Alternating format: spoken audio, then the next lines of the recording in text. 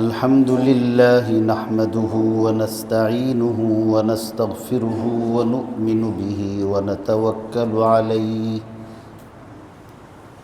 ونعوذ بالله من شرور أنفسنا ومن سيئات أعمالنا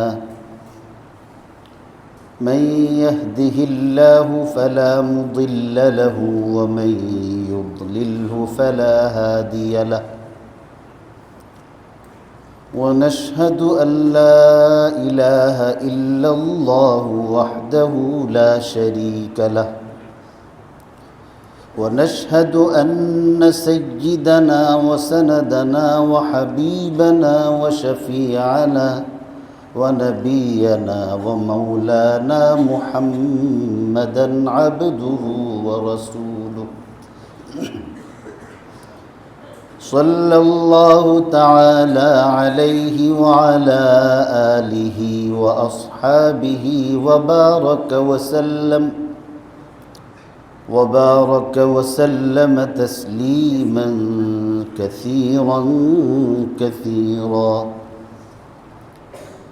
أرسله الله تعالى إلى كافة للناس بالحق بشيرا ونذيرا وداعيا إلى الله بإذنه وسراجا منيرا أما بعد فأعوذ بالله من الشيطان الرجيم بسم الله الرحمن الرحيم يا أيها الذين آمنوا اتقوا الله وكونوا مع الصادقين صدق الله مولانا العظيم وصدق رسوله النبي الأمي الكريم ونحن على ذلك لمن الشاهدين والشاكرين والحمد لله رب العالمين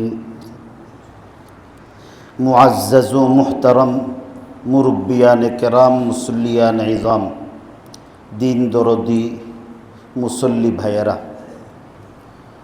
আল্লাহ পাক রব্বুল আলামিন দয়া করে মেহেরবানি করে আল্লাহর ঘর মসজিদে জুমার নামাজ আদায় করার মহৎ উদ্দেশ্যে আমাকে আপনাকে আল্লাহর ঘর মসজিদে উপস্থিত হওয়ার যে তৌফিক দিয়েছেন, এই জন্যে আন্তরিকভাবে আল্লাহর এই নিয়ামতের শুকরিয়া আদায় করার স্বার্থে বলি আলহামদুলিল্লাহ। আমি আপনাদের খিদমতে সূরাতুত তাওবার ছোট্ট একটি আয়াত তেলাওয়াত করছি। তিলাওয়াতকৃত এই আয়াতে আল্লাহ পাক রব্বুল আলামিন আমাকে আপনাকে সমস্ত ঈমানদার নরনারী নির্বিশেষে সকলকেই হুকুম দিয়েছেন আল্লাহ তাআলাকে ভয় করার পাশাপাশি আমরা যেন আল্লাহর নেককার লোকদের সান্নিধ্য গ্রহণ করি। নেককার লোকদের সান্নিধ্য গ্রহণ করার জন্য জরুরি নেককার লোকদের দরবারে যাওয়া। নেককার লোকদের দরবারে এমনিতেই যাওয়া যায় না, কোনো না কোনো খেদমতের বাহানা লাগে। যখন আল্লাহওয়ালা আল্লাহর নেক বন্দাদের মজলিসে কোনো মানুষ যায় আর সেই ব্যক্তির উপর যখন আল্লাহ তাআলার সেই খাস বন্দার নেক দৃষ্টি পড়ে, আর সাথে সাথে যদি ওই মুরব্বী আল্লাহওয়ালার খেদমত করার সৌভাগ্যও হয়, তাহলে আল্লাহওয়ালা ব্যক্তির নেক দৃষ্টি আর খেদমতের বরকতে আল্লাহ তাআলা তাকে আল্লাহওয়ালা লোকদের জমাতে শামিল করেন। একজন ব্যক্তি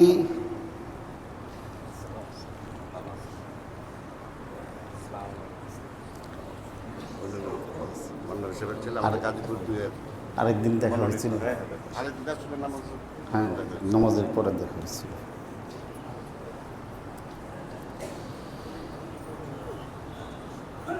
আল্লাহওয়ালাদের নেক দৃষ্টির মধ্যে আল্লাহ তাআলা অনেক বড় পাওয়ার রাখছেন।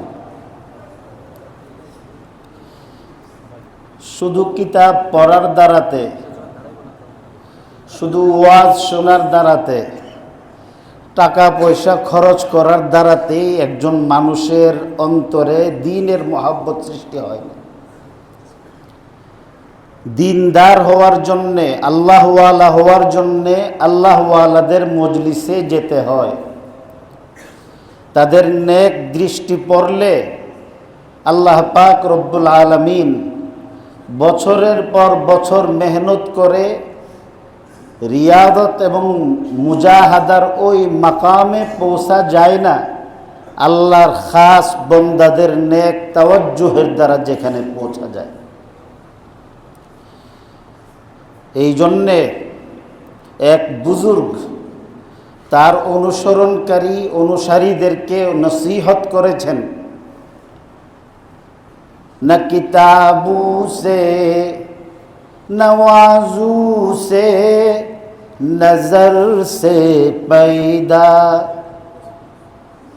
न किताबू से नवाजू से नजर से पैदा, दीन होता है बुजुर्गों की नजर से पैदा, दीन होता है बुजुर्गों की नजर से पैदा। শুধু কিতাব পড়ার দ্বারাতে একটা মানুষ সত্যিকারের দিনদার হয় না। এমন কিতাবের এলেম বহু ইহুদি খ্রিস্টানের কাছেও আছে। এখন যে নতুন এআই পদ্ধতি বের হয়েছে, এটা তো পৃথিবীর বিস্ময়ের মতো।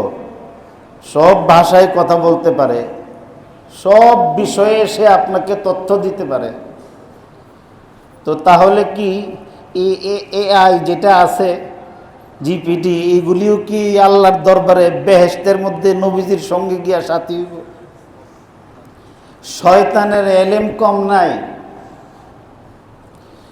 শয়তানের এলেম আছে, সেও বহু পড়াশোনা করছে, কিন্তু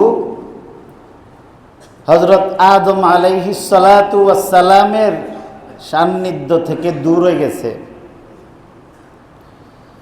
হযরত নূহ আলাইহিস সালাতু ওয়াস সালামের ছেলে, সেও দুষ্ট লোকদের সান্নিধ্য গ্রহণ করছে। নিজের পিতা আল্লাহর নবী, আল্লাহর রসুল নূহ আলাইহিস সালামের সান্নিধ্য থেকে দূরে গেছে। পানি বাড়া আরম্ভ হয়েছে। হযরত নূহ আলাইহিস সালাম বলছেন, ইরকাব মানা ওয়ালা তাকুম মাআল কাফিরিন, قال سآوي إلى جبل يعصمني من الماء قال لا عاصم اليوم من أمر الله إلا من رحم وحال بينهما الموج فكان من المغرقين। নূহ আলাইহিস সালাম বলছেন, দুষ্ট লোকদের কাছে যেও না, আমার সঙ্গে নেককার লোকদের জমাতে এই নৌকার মধ্যে আরোহণ করো। বাবার কথা মানেনি, দুষ্ট লোকদের কাছে গেছে, দুষ্ট লোকদের সঙ্গে তার সলিল সমাধি হয়েছে। নবীর ঘরে জন্ম হওয়ার পরও সে জাহান্নামী হবে। এই জন্যে আরেক বুজুর্গ বলছেন যে সান্নিধ্য গ্রহণ করা, আল্লাহওয়ালাদের, খারাপ মানুষের সান্নিধ্য গেলে একটা বিষাক্ত প্রাণ বিনাশী সর্প যদি, সাপ যদি দংশন করে, কামড় দেয়, তাহলে তো এটার ভ্যাকসিন নিলে বাঁচার সম্ভাবনা আছে। কিন্তু অসৎ ব্যক্তির ছোবল যদি তোমার উপর পড়তে পারে তাহলে জাহান্নামী হওয়া ছাড়া তোমার কোনো গতি নাই। ইয়ারে বদ বত্তর বওদ মা আজ মারে বদ, ইয়ারে বদ বত্তর বওদ আজ মারে বদ, হক যাতে পাকে আল্লাহু সমদ। यारे बद आरत तुरासू ये जहीम, यारे बद आरत तुरासू ये जहीम, यारे नेकू गिरे ताया बिनईम, यारे नेकू गिरे ताया बिनईम। একটা অসৎ ব্যক্তি প্রাণ বিনাশী বিষাক্ত সাপের চেয়েও মানুষের জন্য আরো মারাত্মক ক্ষতিকর। সুতরাং তার বিপরীত হলো নেককার বন্ধু। নেককার ইমানদার বন্ধুর সান্নিধ্য এত মূল্যবান যে পৃথিবীর কোন সম্পদ দিয়ে সেই সান্নিধ্যের মূল্যায়ন করা যায় না। কোন কোন রওয়ায়াতের মধ্যে আছে এমন আল্লাহওয়ালাদের সান্নিধ্যে জীবনের একটা মুহূর্ত কাটানো ৬০ বৎসর রিয়াবিহীন ইবাদত করার চেয়ে শ্রেষ্ঠ। ৬০ বৎসর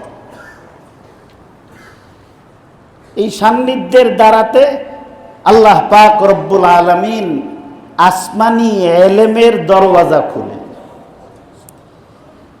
এই যে ইলমে ওয়াহি, আমরা যে কোরআন শরীফ পড়ি, যদি কোনো প্রচারের কোনো প্রয়োজন না পড়ে তাহলে অহেতুক ছবি না ওঠায়। এটাও একটা এখন একটা, যদি আপনাদের নেহায়েত প্রচারের দরকার হয় তাহলে তো ইয়া করলেন, না হলে এই ছবিটাও বিনা প্রয়োজনে ওঠানো এটা জায়েজ না।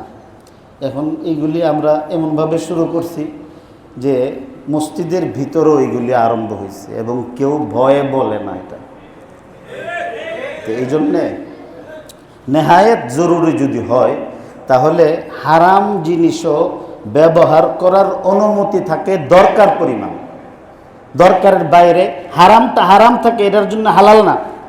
আমি একদিন বলছি আপনাদেরকে যে হাটহাজারী মাদ্রাসার প্রধান মুফতি, বাংলাদেশের মুফতি আজম ছিলেন হযরত মাওলানা ফয়জুল্লাহ রহমতুল্লাহ আলাই।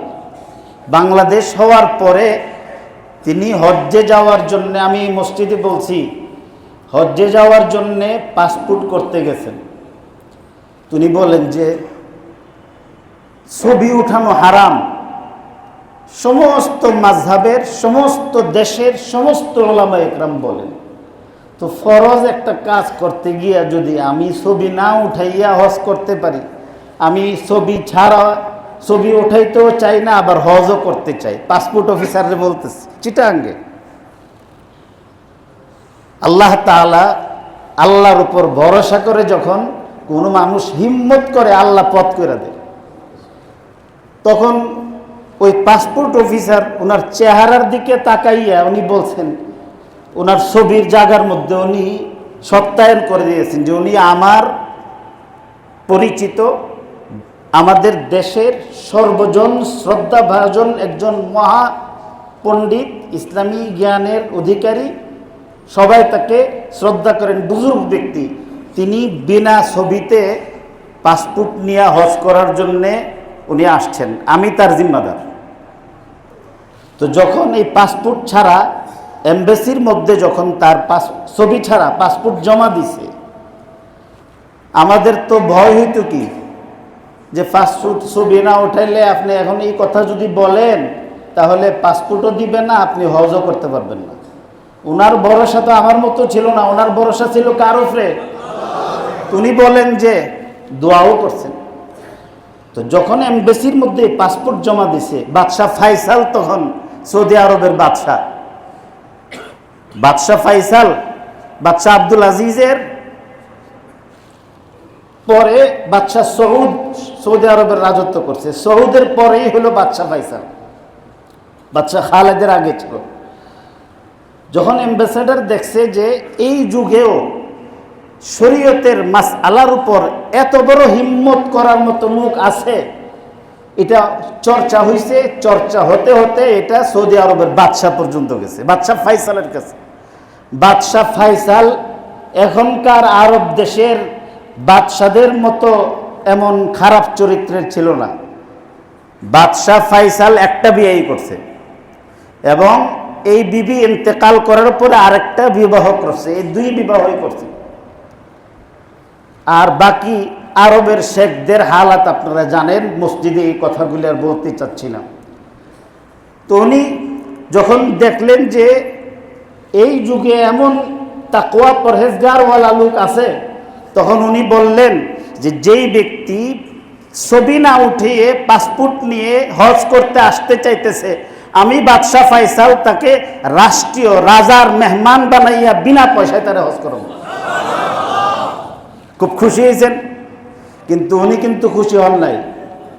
উনি বললেন যে যেই ব্যক্তি হজ করতে যায় সেই ব্যক্তি আল্লাহর মেহমান হয়, বাদশার মেহমান হয় না। আমি ফয়জুল্লাহ বাদশার মেহমান হয়ে হজ করতে চাই না, আমি আল্লাহর মেহমান হয়ে হজ করতে চাই। এই ছিল আল্লাহ আলাদের হালাত।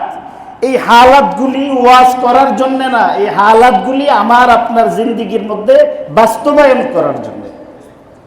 এখনো সূর্য পূর্ব দিক থেকেই উঠে পশ্চিম দিক দিয়ে অস্তমিত হয়। সূর্য যদি পূর্ব দিক দিয়ে উঠে যদি পশ্চিম দিকে অস্তমিত হয়, চাঁদ যদি পশ্চিম দিক থেকে উদিত হয়, তাহলে রাজা বানাইবার শক্তিও আল্লাহর, ফকির বানাইবার শক্তিও কার? আল্লাহ। তা আমরা চামু কার কাছে? আল্লাহ তাআলার কাছে চাবো। আল্লাহর কাছে যেই ব্যক্তি চাইব সেই ব্যক্তিকে আল্লাহ কখনো বিমুখ করেন না। খালি হাত আও দামান ভর কে যাও, খালি হাত আও দামান ভর কে যাও। আল্লাহ তাআলার দরবারের নিজাম হলো শূন্য হাতে আসো, আল্লাহ তোমারে তোমার এই কুরস ভইরা তোমার আঁচল ভর্তি করে বেহিসাব দিয়া বাড়িতে তোমার কাছে পাঠিয়ে। हर घड़ी देने को तू तैयार है, हर घड़ी देने को तू तैयार है, जो न मांगे उससे तू बेजार है, जो न मांगे उससे तू बेजार है। দুনিয়ার সব মানুষের হাল হইল না চাইলে খুশি। জামাইটা খুব ভালো, কেন আসার সময় 2 হাত বইরা নিয়ে আসে। এই জামাইরে 4 আনা পয়সার কিচ্ছু দিতে হয় না। আর যে জামাই খালি হাতে আসে, তার যোগ্যতা থাকলেও শ্বশুর বাড়ির মধ্যে তার ইজ্জতের ঘাটতি পড়ে। দুনিয়াওয়ালাদের কাছে চাইলে নারাজ হয়, আর আল্লাহ তাআলার কাছে না চাইলে আল্লাহ নারাজ হন। এই জন্যে আমাদের দুনিয়ার ব্যাপারে হোক আখিরাতের ব্যাপারে হোক, যখন চাইতে হবে তো কার কাছে চাইব? রাসূল করিম সাল্লাল্লাহু আলাইহি ওয়াসাল্লাম এই কথাটাই হযরত আব্দুল্লাহ ইবনে আব্বাস রাদিয়াল্লাহু তাআলা আনহুমাকে শিখিয়েছেন। বলছেন, ইয়া গুলাম, ইয়া গুলাম ইযা সাআলতা ফাসআলিল্লাহ ওয়া ইযা ইসতাআনতা ফাসতাইন বিল্লাহ। কো বাবা, হাত যদি পাততেই হয় তাহলে আল্লাহর কাছে হাত পাতবে, আর সাহায্য যদি চাওয়ার দরকারই পড়ে তাহলে আল্লাহর কাছে সাহায্য চাইও, দুনিয়ার কারোর কাছে সাহায্য চাই না। এই জন্যে শাইখুল ইসলাম হযরত মাওলানা হুসাইন আহমদ মাদানী নওয়ারাল্লাহু মারকাদাহু বলতেন, বাবা রিশতা সবসে দূর, বাবা রিশতা সবসে দূর, বাবা রিশতা হক সে জুর, বাবা রিশতা হক সে জুর। দুনিয়ার সবের সাথে সম্পর্ক ছিন্ন করে সব কিছুর স্রষ্টা, আসমান জমিন যিনি সৃষ্টি করেছেন তোমাকে যে সৃষ্টি করেছেন সেই আল্লাহ তাআলার সঙ্গে সম্পর্ক কায়েম করো, আল্লাহ তোমাকে সব কিছুর মুখাপেক্ষিতা থেকে ঊর্ধ্বে উঠায় দেবে। আমি আপনাদের খিদমতে বলতেছিলাম যে আল্লাহ ওয়ালাদের কাছে না গেলে, ওনাদের দোয়া না পাইলে আল্লাহ ভাগ্য খুলেন না। সাহাবায়ে কেরামের মধ্যে হযরত আব্দুল্লাহ ইবনে আব্বাস রাদিয়াল্লাহু তাআলা আনহুমা একজন জুনিয়র সাহাবী ছিলেন। কতটা জুনিয়র যে আল্লাহর রাসূল যেদিন ইন্তেকাল করেন তখন ওনার বয়স ছিল 13 বছর। 13 বছর বয়স। 5 বছর বয়স থেকেই তিনি হাদিস রিওয়ায়াত করেন। বড় বড় সাহাবায়ে কেরাম ওনার হাদিস রিওয়ায়াত করছেন, ওনার কাছ থেকে হাদিস শিখছেন। বয়স কত? 5 বছর বয়স। এত বড় ইলমের অধিকারী কিভাবে হইছেন? রাসূল করিম সাল্লাল্লাহু আলাইহি ওয়াসাল্লাম আরব দেশে জন্ম নিয়েছেন।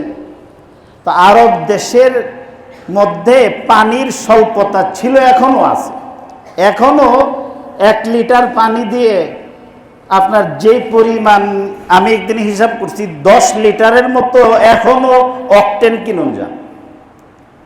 তো 10 লিটার অক্টেনের দাম দিয়ে এক পানি, এদের দেশে এখন যে দাম বৃদ্ধি পেয়েছে তারপরও এত সহজ। তো ওই দেশে আমাদের মানুষ, বাংলাদেশের মানুষের মতো শুকনা খাবার, ভিজা খাবার খায় না, শুকনা খাবার খায়। তো এই জন্যে ইস্তিনজার পরে, ঢিলা ব্যবহার করার পর পানি ব্যবহার না করলেও চলে।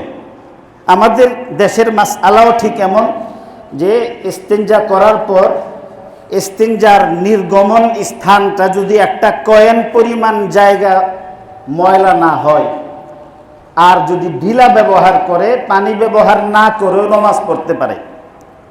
তবে ঢিলা ব্যবহার করার দ্বারাতে মূল নাপাকটা দূর হয় না, কিছুটা হলেও তার মধ্যে কিছুটা তার তস লেগে থাকে। এই জন্যে ঢিলা ব্যবহার করার পর পানি ব্যবহার করা উত্তম। আর ঢিলা অথবা পানি দুইটার কোনো একটা যদি ব্যবহার করার দরকার হয়, তাহলে শুধু ঢিলা ব্যবহার না করে পানির উপর নির্ভর করাটা উত্তম। আল্লাহ রাসূল সাল্লাল্লাহু আলাইহি সাল্লাম ইস্তিনজা করেছেন, করার পরে বড় বড় সাহাবায়ে কেরাম উপস্থিত। এই 5 বছরের ছোট্ট বাচ্চা আব্দুল্লাহ ইবনে আব্বাস লুটার মধ্যে পানি নিয়ে হাজির হয়েছে।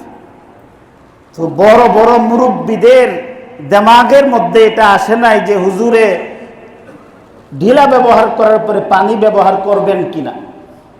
এই ছোট্ট বাচ্চা এই সুন্দর করে না বলতেও এই পানি নিয়ে হাজির হওয়ায় আল্লাহর রাসূল এত খুশি হয়েছেন। আল্লাহর রাসূল আসমানের দিকে তাকিয়ে তার আপন চাচাতো ভাই আব্দুল্লাহ ইবনে আব্বাসের জন্য দোয়া করছেন, আল্লাহুম্মা ফাক্কিহু ফিদ্দীন, আল্লাহুম্মা ফাক্কিহু ফিদ্দীন ওয়া আল্লিমহু তা'ওয়িল। আল্লাহ, তুমি আমার এই চাচাতো ভাই আব্দুল্লাহ ইবনে আব্বাসকে দ্বীনের বড় ফকিহ, সমঝদার, বিশেষজ্ঞ বানায়া দাও এবং তাফসীরের মহাজ্ঞানী বানায়া দাও। ফলে হযরত আব্দুল্লাহ ইবনে আব্বাস আল্লাহর রাসূলকে 13 বছর পেয়েছেন। এই 13 বছরের এই বাচ্চাকে 1.25 লক্ষ সাহাবী সম্মিলিতভাবে ঘোষণা দিয়েছেন তিনি সমস্ত সাহাবায়ে কেরামের মধ্যে সবচেয়ে বড় মুফাসসির ছিলেন। রাইসুল মুফাসসিরিন উপাধি তিনি লাভ করেছেন। রাইসুল মুফাসসিরিন সাহাবায়ে কেরামের এই জামাতের মধ্যে হযরত আব্দুল্লাহ ইবনে আব্বাস ছোট্ট বাচ্চা, হযরত উমর রাদিয়াল্লাহু তাআলা আনহু একজন ন্যায়নিষ্ঠ, পরাক্রমশালী, স্পষ্ট ভাষী শাসক ছিলেন, কাউরে পরোয়া করত না। কিন্তু এই উমর রাদিয়াল্লাহু তাআলা আনহু ওনার সংসদের একদম প্রথম ভিআইপি এমপিদের যে মর্যাদা, সংসদের মধ্যে 10 জন ভিআইপি এমপি থাকে, এই 10 ভিআইপি এমপির মতো ঠিক সামনের কাতারের মধ্যে হযরত আব্দুল্লাহ ইবনে আব্বাসকে বসাইতেন। তো হযরত আব্দুল্লাহ ইবনে আব্বাসকে বসানোর কারণে অনেক মুরব্বী সাহাবী তারা বলতেন যে একটা বাচ্চারে আমাদের সামনে নিয়ে বসায় রাখে, এমন তো আমাদের ছেলে ফেলে নাতি নাত করে আছে। হযরত আব্দুল্লাহ ইবনে আব্বাস রাদিয়াল্লাহু তাআলা আনহুকে কেন বসাইতেন? যে জ্ঞানী ব্যক্তি, একজনের জ্ঞান কোরআন হাদিসের দ্বারাতে আল্লাহ তাআলা যাকে সমৃদ্ধ করেছেন, এই লোক সামনে থাকলে উমরের যদি ভুল হয়, সে বাচ্চা হতে পারে কিন্তু এলেমের দিক থেকে সে কোনো বাচ্চা না, বুদ্ধা বিজ্ঞ ব্যক্তিদের চেয়েও আরো বিজ্ঞ। সে উমরকে হেফাজত করবে, জাহান্নাম থেকে বাঁচাবে। রাসূল করিম সাল্লাল্লাহু আলাইহি ওয়াসাল্লামের এই সাহাবীকে নিয়ে যখন কেউ কেউ কথা বলে, মানুষের মনস্তত্ত্ব যদি না বুঝে একজন মানুষ নেতা হইতে পারে না। নেতা হওয়ার জন্যে তার মন মানসিকতা, মানুষের চাহিদাটা কি কি জরুরত আছে, চেহারার ভাষা যদি না বুঝে তো নেতা হইব কেমনে? চেহারার ভাষাই তা বুঝতে হবে। তো হযরত আব্দুল্লাহ ইবনে আব্বাস রাদিয়াল্লাহু তাআলা আনহুকে নিয়ে যে মানুষ যে সমালোচনা করে, হযরত উমর রাদিয়াল্লাহু তাআলা আনহু বুঝে একদিন ওনার কাছে নিয়ে বসাইলেন। তো বসাইয়া বলতেছেন, সব বড় বড় মুরব্বী সাহাবীদেরকে বসাইছেন, বসাইয়া বললেন, ইযা জা নাসরুল্লাহি ওয়াল ফাth ওয়া রাআইতান নাস ইয়াদখুলুনা ফি দীনিল্লাহি আফওয়াজা। পুরা সূরা পড়লেন, বললেন যে এই আয়াতের এই সূরার তাফসীর কি? তো সবাই বলছেন যে আল্লাহ তাআলা এই সূরার মধ্যে ইসলামের বিজয়ের সুসংবাদ দিয়েছেন। খুব শীঘ্রই মুসলমানদের এমন বিজয় হবে যে দলে দলে লোকজন ইসলাম ধর্ম গ্রহণ করবে, ইসলাম সমৃদ্ধ হবে, শক্তিশালী হবে, এই সম্পর্কে কথা বলছেন। তো সবে যখন এই সব তাফসীর পেশ করছেন, তাফসীর ঠিক আছে, কিন্তু এর আর একটা সূক্ষ্ম তাফসীর, মূল তাফসীর যেটা, এটা কেউ বলে নাই। হযরত আব্দুল্লাহ ইবনে আব্বাস, ছোট্ট বাচ্চা, তাকে বললেন যে ইবনে আব্বাস, তুমি কি মনে করো এই সূরার তাফসীর কি? তিনি বললেন যে ফিহি আজালু রাসূলিল্লাহি সাল্লাল্লাহু আলাইহি সাল্লাম, এই সূরার মধ্যে আল্লাহ তাআলা আল্লাহর রাসূলকে দুনিয়া থেকে চলে যাওয়ার ইঙ্গিত দিয়ে আখিরাতের প্রস্তুতি নেওয়ার কথা বলছেন। হযরত উমর রাদিয়াল্লাহু তাআলা বলে যে আমার তাফসীর ওইটাই। কারণ ইসলাম যদি পূর্ণ হয়, দলে দলে লোকজন যদি প্রবেশ শুরু করে, তাহলে বোঝা গেল আল্লাহ নবীজিকে যে দায়িত্ব দিয়ে পাঠিয়েছিলেন এটা কমপ্লিট হয়েছে। নবুয়তের দায়িত্ব কমপ্লিট হইলে আর নবীদের পৃথিবীতে থাকার দরকার পড়ে না। কাজে এই সূরার মধ্যে আল্লাহ তাআলা নবীজির ইন্তেকালের সুসংবাদ দিয়েছে। এবং এই সূরা নাজিল হওয়ার পরে হযরত আবু বকর সিদ্দিক মসজিদে নববীতে গড়াইয়া চিৎকার শুরু করেছেন। হযরত ইবনে আব্বাস এত বড় এলেমের অধিকারী কেমনে হইছেন? আল্লাহর রাসূলের বিশেষ নেক তাওয়াজ্জু করছেন, খেদমত করছেন। ইহুদি খ্রিস্টানরা ইসলাম চর্চা করে এবং ইসলামের খুঁত বের করার জন্যে অনেক পেশপুস লাগাইয়া প্রশ্ন করে। একবার ইহুদি এক পাদরি, ইহুদিদের যে বড় হুজুর, এই হুজুরে এরা রাব্বি বলে। হযরত আব্দুল্লাহ ইবনে সালাম যেমন ইহুদিদের বড় আলেম ছিলেন, তো সে আসছে হযরত উমর রাদিয়াল্লাহু তাআলা আনহুর কাছে যে তোমাকে আমি কতগুলি প্রশ্ন করব, যদি এই প্রশ্নের উত্তর দিতে পারো এবং এই উত্তরগুলি যদি কোরআন শরীফ থেকে দিতে পারো তাহলে বুঝবো তোমাদের ইসলাম সত্য, আর যদি জবাব দিতে না পারো তাহলে আমাদের ধর্ম সত্য, ইসলাম ছাইরা তুমি আমাদের ধর্ম গ্রহণ করতে হবে। হযরতে উমর রাদিয়াল্লাহু তাআলা আনহু হযরতে আব্দুল্লাহ ইবনে আব্বাসকে সামনে বসাইলেন। ছোট্ট বাচ্চা, ওই যে সমালোচনা করছিল যে একটা চ্যাংরা বাচ্চারে সামনে আইনা বসাইছে, এর মতো তো আমাদের ফুটনাতেই আছে, সামনে বসাইছে। তো সে প্রথমে এসে বলো তো দেখি,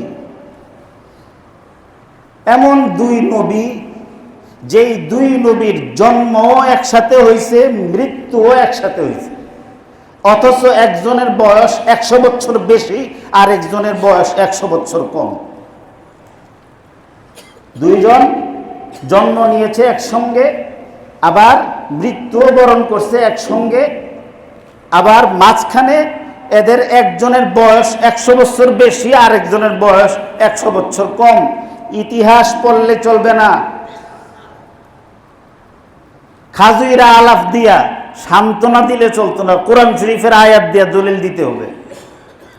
হযরত আব্দুল্লাহ ইবনে আব্বাসের দিকে হযরত উমর রাদিয়াল্লাহু তাআলা তাকাইলেন, তাকানোর সঙ্গে সঙ্গে বলেন, আও কাল্লাযী মাররা আলা ক্বরিয়াতিন ওয়া হিয়া খাবিয়াতুন আলা উরুশিহা ক্বালা আন্না ইউহয়ী হাযিহিল্লাহু বা'দা মাউতিহা ফাআমাতাহুল্লাহু মিআতা আমিন সুম্মা বা'আসাহু قال كم لبثت قال لبثت يوما أو بعض يوم قال بل لبثت 100 عام فانظر إلى طعامك وشرابك لم يتسنه وانظر إلى حمارك ولنجعلك آية للناس وانظر إلى العظام كيف ننشزها ثم نكسوها لحما فلما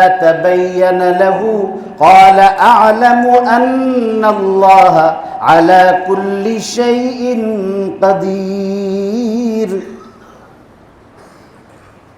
আল্লাহ তাআলা কোরআন শরীফের মধ্যে বলছেন যে হযরত উযাইর আলাইহিস সালাতু ওয়াস সালাম, হযরত উযাইর একবার বাইতুল মুকাদ্দাসের এই যে ফিলিস্তিনের যে অংশটা, যেটাকে নিয়ে এখনো যে দেখছেন যে গাজ্জাকে কি অবস্থা করেছে, এর চেয়েও আরো বেশি ধ্বংসলীলা চালিয়েছিল বুখতে নাসার নামে একজন অগ্নি পূজারী বাদশাহ। একদম ইট বালুগুলো সুরকি বানাইয়া ফেলছে। হযরত উযাইর এদিক দিয়ে যাইতেছেন, যাওয়ার পরে আল্লাহ তো আমাদের সবাইকে মৃত্যুর পরে আবার জীবিত করবেন, আখিরাত আছে, হাসর নসর হবে, পুলসেরাত হবে, মিজান হবে, আল্লাহ তাআলা আমল নামা পরিমাপ করবেন, সব ঠিক আছে। তো আল্লাহ যে আবার আমাদেরকে পুনর্জীবিত করবেন মৃত্যুর পরে, তো হযরত উযাইর বলতেছেন যে আল্লাহ, তুমি তো এই যে জনপদ ধ্বংসের শেষ প্রান্তে পৌঁছেছে, এই ধ্বংসপ্রাপ্ত জনপদ যেখানে একটা খড়কুটাও নাই, কোনো ঘর বাড়ি নাই, সব মিসমার মেসাকার করেছে, এটাকে আবার তুমি কেমনে আবার করবে? এই কথা বলার পরে হযরত উযাইর একটা গাধার উপর সওয়ার হয়ে যাইতেছিলেন, সঙ্গে ওনার কিছু খাবার ছিল। কি খাবার ছিল? এক বর্ণনায় আছে শুধু দুধ ছিল, আর এক বর্ণনায় আছে ওনার সঙ্গে সবুজ অলিভ ছিল, আর তার সঙ্গে আপনার কিছু, আমাদের দেশে তো এটা খায় না, এটাকে সিরকা বলা হয়, যেটা আমাদের কুরবানির সময় খাওয়া হয়, আরব দেশের লোকেরা এই সিরকা খুব খায়, এই সিরকা খাইতেছিল, আর কয়েকটা আঙ্গুর। এই 3 ধরনের ফল, আর গাধার উপর সওয়ার হয়ে যাইতেছিলেন। আল্লাহ তাআলা এই অবস্থায় হযরত উযাইরকে মৃত্যুর কোলে ঢলিয়ে দিলেন, ওনার প্রাণ হরণ করলেন, তিনি ইন্তেকাল করলেন। এইভাবে যখন তিনি ওই বাইতুল মুকাদ্দাস দিয়ে যাইতেছিলেন, তখন দিনের শুরুর অংশ ছিল। 100 বছর আল্লাহ তাআলা এইভাবে তাকে মৃত্যুর কোলে ঢলায় রাখছেন। তার যে গাধাটা ছিল এটা মরে পচে মাটির সঙ্গে মিশে গেছে, ওনার সময়ের কোনো ব্যক্তি নাই। তো এইভাবে 70 বছর পার হওয়ার পরে আল্লাহ তাআলা আরেক ব্যক্তিকে দিয়ে এই জনপদ আবাদ করছেন 30 বছর লাগাইয়া। 100 বছর যখন পুরা হয়েছে, আল্লাহ তাআলা হযরত উযাইরকে আসরের নামাজের একটু আগে আল্লাহ বললেন যে তুমি উঠো, কুম বিইজনিল্লাহ, আল্লাহর নির্দেশে উঠে যাও। তিনি তখন মৃত্যুর কোল থেকে আবার পুনরায় জীবন ফিরে পেলেন। মাঝখানে চলে গেল 100 বছর। উঠার পরে দেখেন গাধা মাটি হয়ে রয়েছে। তো আল্লাহ জিজ্ঞাসা করলেন, কাম লাবিস্তা, কতদিন ঘুমাইছো? আল্লাহ মনে হয় একদিন ঘুমাইছি। এরপর আবার দেখে সূর্য ডুবছে না, আও বা'দা ইয়াওম, মনে হয় পুরা দিন না, তবে ম্যাক্সিমাম দিনের আমি ঘুমাইছি। তা আল্লাহ বলেন যে না, তোমার এই মৃত্যুর ভিতর দিয়ে 100 বছর গত হয়ে গেছে, দেখো কেউ তোমাকে চিনে না, তোমার দেখা সেই জনপদ আর নাই, এখন নতুন আরেকটা জনপদ সৃষ্টি হয়েছে। তো এখানের মধ্যে লম্বা আরো কাহিনী আছে। তা আমার বলার উদ্দেশ্য হলো সেটা যে উনি যখন ইন্তেকাল করেছিলেন তখন ওনার বয়স 50 ছিল। ওনার ভাইয়ের বছর, একই দিনে 2 ভাই নবী জন্ম হয়েছেন। তো ভাইয়ের বছর বয়স ছিল 50, ওনার বয়সও ছিল 50, মাঝখানে 100 বছর নাই। আবার 100 বছর পরে যখন তার আবার ফিরে এলেন, আল্লাহ হায়াত দিলেন, তারপর আবার একই দিনে দুইজন ইন্তেকাল করছেন, জন্মও একসঙ্গে, মৃত্যুও একসঙ্গে। মাঝখানে এক ভাইয়ের বয়স 100 বছর বেশি, আরেকজনের বয়স 100 বছর কম। আল্লাহ তাআলা সূরা বাকারার মধ্যে সম্পর্কে আলোচনা করছেন। এই পাদেরির চেহারা কালো হয়ে গেল। 2 নম্বর বললেন যে বলো তো দেখি পৃথিবীর সেই স্থান কোনটা যে পৃথিবীর সৃষ্টির সূচনা লগ্ন থেকে সেখানে শুধু একবারই সূর্যের আলো পৌঁছেছে, কিয়ামত পর্যন্ত আর সেখানে সূর্যের আলো পৌঁছবে না। কোরআন থেকে জবাব দিতে হবে, তাহলে বুঝবো তোমাদের ধর্ম সঠিক। এই কথা বলার পরে হযরত ইবনে আব্বাস রাদিয়াল্লাহু তাআলা আনহুর দিকে হযরত উমর রাদিয়াল্লাহু তাআলা আনহু তাকাইলেন। তিনি সাথে সাথেই বললেন, ক্বালা কাল ইন্না লামুদরাকুন ক্বালা কাল্লা ইন্না মাইয়া রাব্বি সায়াহদিন ফাআওহাইনা ইলা মূসা আন ইদরিব বিআসাকাল বাহর ফানফালাকা ফাকানা কুল্লু ফিরকিন কাত-তাউদিল আযীম।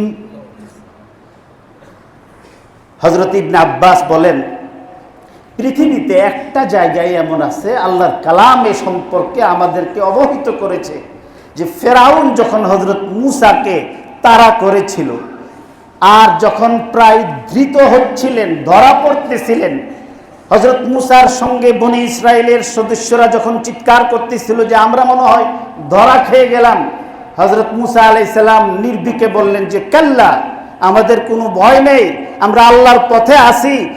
শয়তান আমাদেরকে ধাওয়া করলেও, ফেরাউন লোক লস্কর নিয়ে ধাওয়া করলেও, সামনে কোনো পথ না দেখা গেলেও আমার আল্লাহ আমাকে হেফাজত করবে। এই কথা বলার সাথে সাথেই আল্লাহ তাআলা বলছেন যে মূসা, তোমার হাতের লাঠি দিয়ে এই নীল নদের পানির মধ্যে তুমি আঘাত করো, দেখবা আঘাত করার সঙ্গে সঙ্গে তোমার সঙ্গে যে 12টা টিম আছে, এই 12টা টিমের জন্য 12টা রাস্তা হবে। পানিগুলি দেখবে তোমার লাঠির আঘাত পাওয়ার সঙ্গে সঙ্গে মজবুত পাহাড়ের মতো শক্ত হয়ে দাঁড়িয়ে যাবে। পানি সরে গেছে। হযরত মূসা আলাইহিস সালাম চলে গেলেন ওই নীল নদের তলদেশে। জীবনে একবারে সূর্যের আলো পড়ছে, আর পড়বে না। আরো 2টা এমন প্রশ্ন করছে। এই প্রশ্নগুলির সঙ্গে কোরআন শরীফের আয়াতও নিহিত আছে। তো আল্লাহ পাক রব্বুল আলামিন, আমি যে কথা বলতেছিলাম, আল্লাহ তৌফিক দিলে বাকি 2টা আগামী শুক্রবার আপনাদের খেদমতে বলবো। আজকে আমাদের অনেক মুরব্বী, অনেক রামও এখানে আসছেন, এলাকার জনপ্রতিনিধি যারা ওনারা আসছেন। আমি এই জন্যে আর সামনে কথা বাড়াইতেছি না। আমার বলার উদ্দেশ্য হলো যে আল্লাহ ওয়ালাদের সাথে নেক সম্পর্ক রাখা, খেদমত করা। এখন তো আল্লাহওয়ালার খেদমত করবো কি, ছেলেপেলেরা মা বাপের খেদমতই করতে চায় না। মা বাপের খেদমত না করে তোমার খেদমতে খুশি হয়ে তোমার মা বাবার চোখ দিয়ে যদি পানি না পড়ে, ছাত্র মাদ্রাসার তোমার উস্তাদ তোমার খেদমতের দাঁড়াতে যদি হাত তুললেই তোমার জন্য দোয়া না আসে, এই এলমে লাদুন্নি, কোরআনের এলেম, হাদিসের এলেম কখনো তোমার মধ্যে আসবে না। আল্লাহ তাআলা আমাকেও তৌফিক দান করুক, আপনাদেরকে তৌফিক দান করুক। ওয়া আখিরু দাওয়ানা আলহামদুলিল্লাহি রাব্বিল আলামিন।